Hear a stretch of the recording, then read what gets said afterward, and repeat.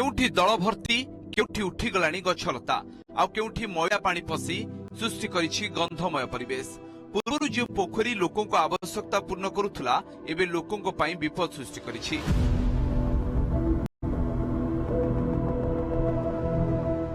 बालेश्वर सहर विभिन्न पोखरीर ए दुरावस्था समय समय रे सफाई और मरामती अभाव अव्यवहार योग्य होई रहिनी सहरर अनेक पोखरी। मशामाछी भणमण पोखरी रे साप भय भी रहुछि। पोखरी नवीकरण हेले भूतल जलस्तर कमिबा समस्या दूर होई पारंता, एपरिक लोकों नित्यकर्म कार्य आसी पारंता बोली स्थानीय लोके कहिसेंती। मैक्सिमम एटा 7-8 वर्ष है कि बेसी हो आउरी पड़छि एमतिका। आमे बहुत थर चेयरमैन को मध्ये जणीचु, कलेक्टर को मध्ये जणीचु, लोक आसीचिंती इनक्वारी करिया पई। आउ हां यार भितर हेजो कहि के हमको हेई नाही। सुविधा तो गाँव रे सबू लोक एठी व्यवहार करथले गड़िया को। काचर पानी परिष्कार थला, गाधुआ गुधी धुआ धुई सब करथले।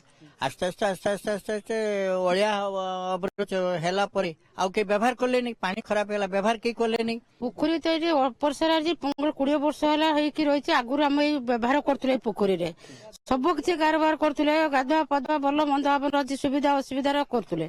आज एते वर्ष पोखरीटा जो अपरिष्कार है कि रहिछि, आमे ता चारिपट घर करके रहिछु। ए जे मोरा अपरिष्कार हेछि आमे रहि पारुनो। बहुत अपरिष्कार हेछि। माछी मशा नास साप माप दुनिया अजंतरा हेछि। राज्य सरकार को योजना रे बालेश्वर पौरपालिकार 27 जलाशय को नवीकरण करा जिबार लक्ष्य थिला।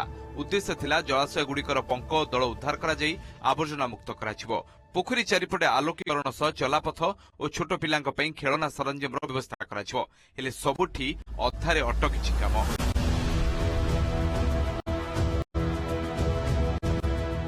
पोखरी कूଳରେ ଶୁଆ ପାଉଛି ଆମ ପୋଖରୀ ଜଳାଶୟ ନବୀକରଣର ହୋର୍ଡିଂ।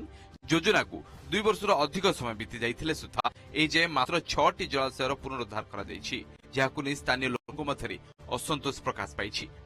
ଅନ୍ୟପଟେ ବାଲେଶ୍ୱର ମ୍ୟୁନିସିପାଲିଟି ଅଧ୍ୟକ୍ଷ କହିଛନ୍ତି ଯାହା ଅର୍ଥ ଥିଲା ସେଥିରେ 6 ଗୋଟି ପୋଖରୀର ନବୀକରଣ ଚାଲିଛି ଓ 4ଟି ପୋଖରୀର ନବୀକରଣ ଚାଲିଛି।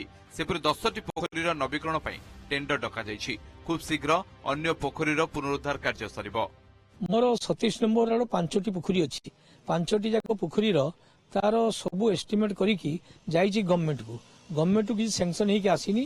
आउ अन्य वार्ड मान किसी आसला जहाँ म्यूनिसिपालिटी तरफ 6टी पोखरी पुनरुद्धार कराई उन्नतीकरण कराई समस्त प्रकार कर सारी। किंतु आमर मोर जो 5टी पोखरी दि जाइला से किसी आसी ना, टंका आसी ना।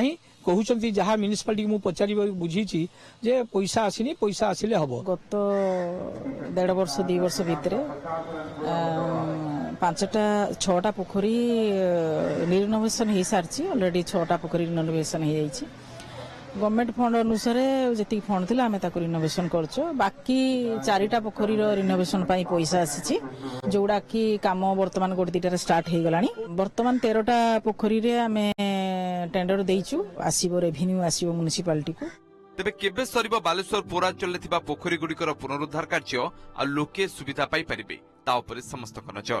बालेश्वर कैमरा पर्सन अविनाश ठाकुर प्रकाश महांती रिपोर्ट, ओटीवी।